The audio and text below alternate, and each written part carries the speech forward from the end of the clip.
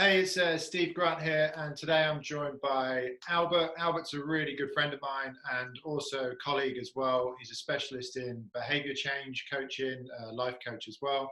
And the reason why I got Albert on, not only because he's a bit of an expert in this area, but I noticed a post that he did the other day, which was talking about the circle of control, which he's going to touch on a little bit. And also because at the moment, I think one of the key areas while coronavirus is going on, that there's been so much upheaval that we've kind of lost a lot of our kind of structure. Some people have lost to some degree their purpose. Our schedules have kind of been thrown out of the window a little bit. And I know certainly the government has been, one of the key areas that they've looked at in terms of trying to help people from a mental health perspective is how do we actually maintain some sort of schedule and structure and purpose to our day.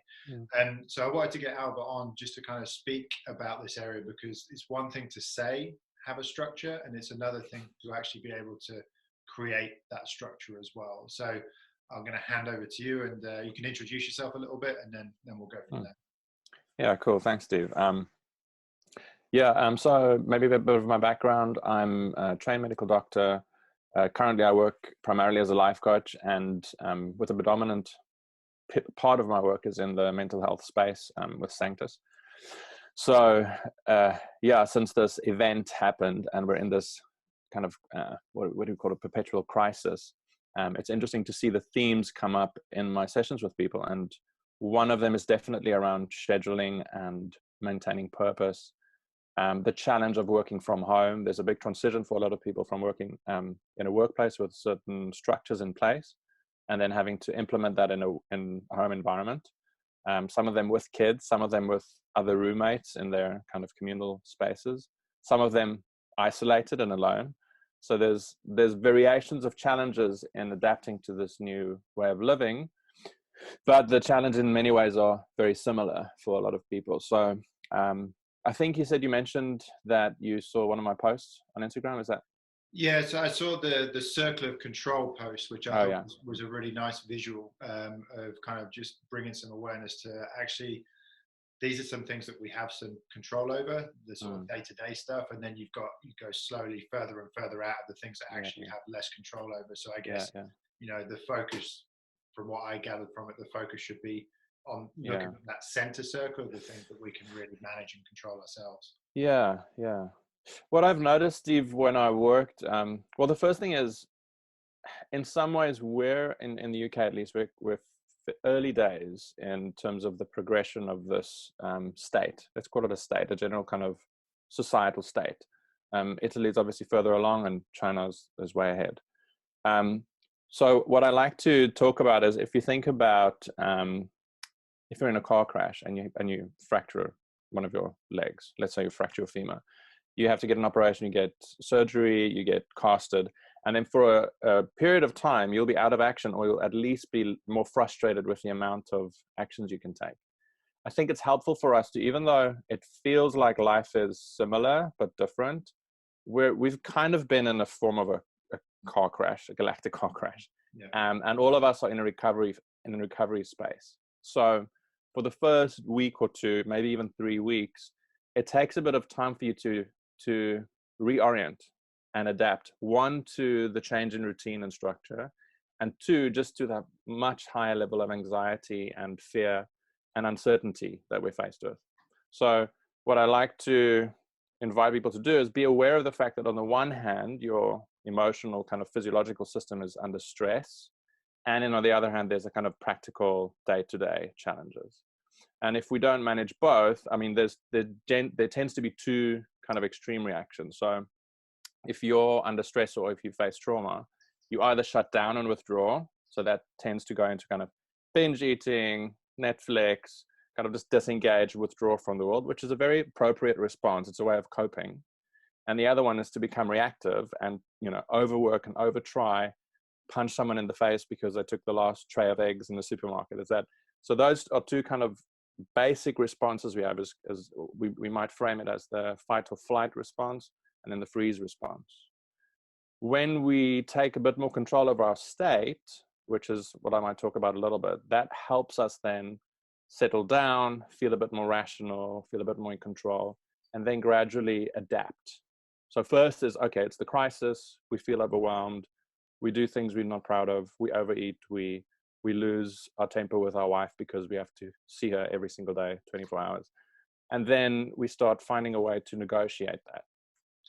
So would you say the kind of the first step is almost to bring a level of awareness to the state, start to regulate the state, and then we can start thinking about, okay, what do I do next?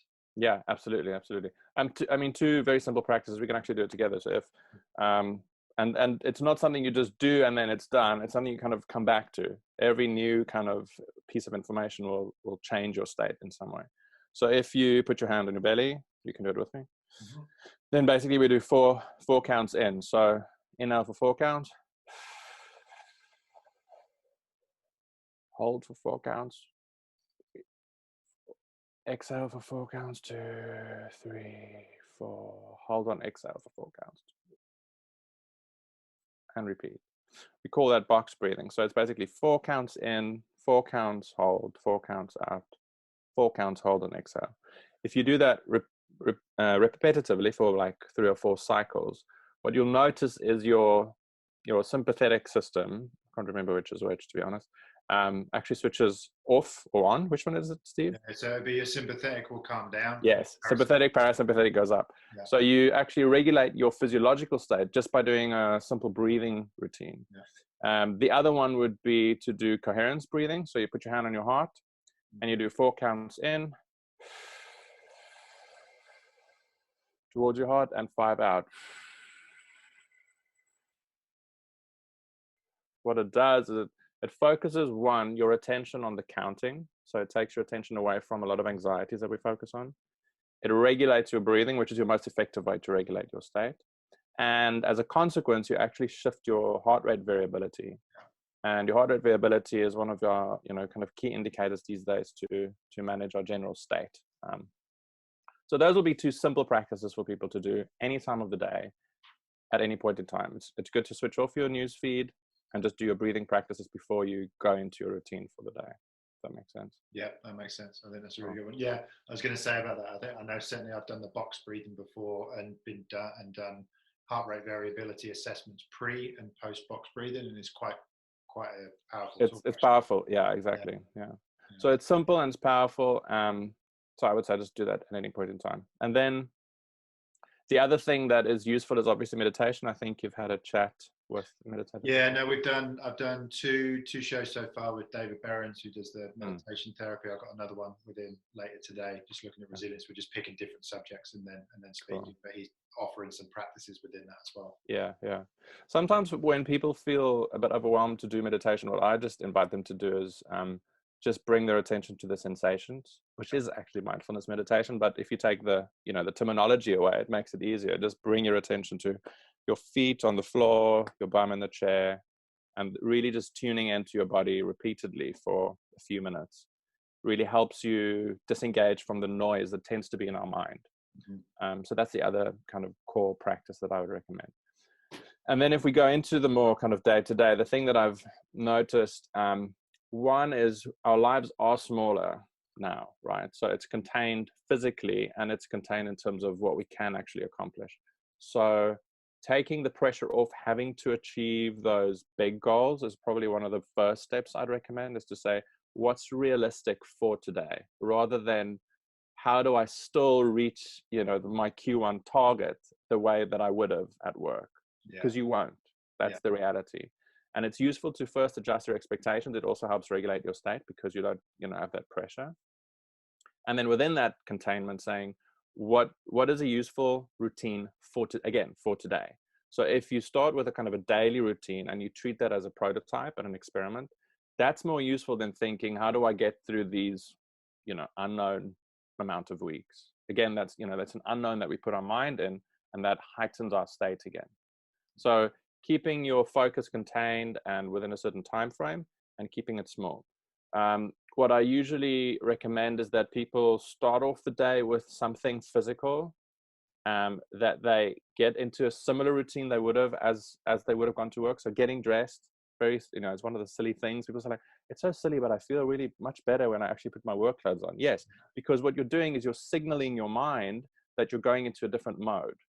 if you're sitting in your pajamas in your bed, your mind, it's hard for your mind to engage with the same kind of level of alertness that you would when you're behind your desk. So having a ritual that sets up your time as this is my work time really helps you then again to switch off, to say, okay, now I'm done with work. So having a specific space for that, having a specific time when you start, and then, getting dressed in a certain way. Those would be kind of So core just practice. building in that routine, almost a familiarity of structure of what you would normally have if you were going to work, basically makes a lot of sense. Absolutely. I mean, some people say that they miss the commute that they used to take at work. So I'd recommend is if it's possible, and if you can do social distancing, to go for a walk around the block. It's a nice way to gear up your system, to feel more alert, to feel more awake, to feel more engaged. And then you're back at home, and in a sense, it's been your commute to work. It may have been around the block, but you've arrived at work now. Yeah. And it's those silly routines that actually helps your mind feel a bit more comfortable as well. It's a sense of soothing your mind in terms of there's something predictable. Yeah. With a lot of unpredictable elements, if we create our own sense of predictability, that really helps us as well. I saw a funny meme the other day, which was so there's a guy in his bathroom holding onto the shower curtain, pretending he's in the shower curtain rail, pretending he's on the tube, looking at yeah. I've also seen people. Well, that's one way of doing it. Absolutely. I mean, it is. I mean, it's a joke, and at the same time, it works. That's the thing. A lot of things that were given to us, routine, structure, meetings, we now have to explicitly create for ourselves, so that it does put a bit more of a demand on us to take control and lead our own schedules, if that makes sense. Yeah. So I know, like, from my perspective, this is kind of naturally what I've done, but I've done a lot of, like, we spent a good year or so working together, and a predominant amount of that was looking at kind of scheduling and prioritization and that sort of thing anyway. So when this all kicked off, I definitely, I'm familiar with some of the things that you said in terms of, I'd say probably 2 or 3 weeks ago, there was much more kind of like panic and uncertainty and not really too sure. Now, of course, there's still a lot of uncertainty around, but at that time it was, when are we going to close? What are we going to do? Like all of that sort of stuff. And actually, once the kind of decision come that everyone needs to move into lockdown and do social distances, it almost become a little easier just to kind of package that up and just push that to the side.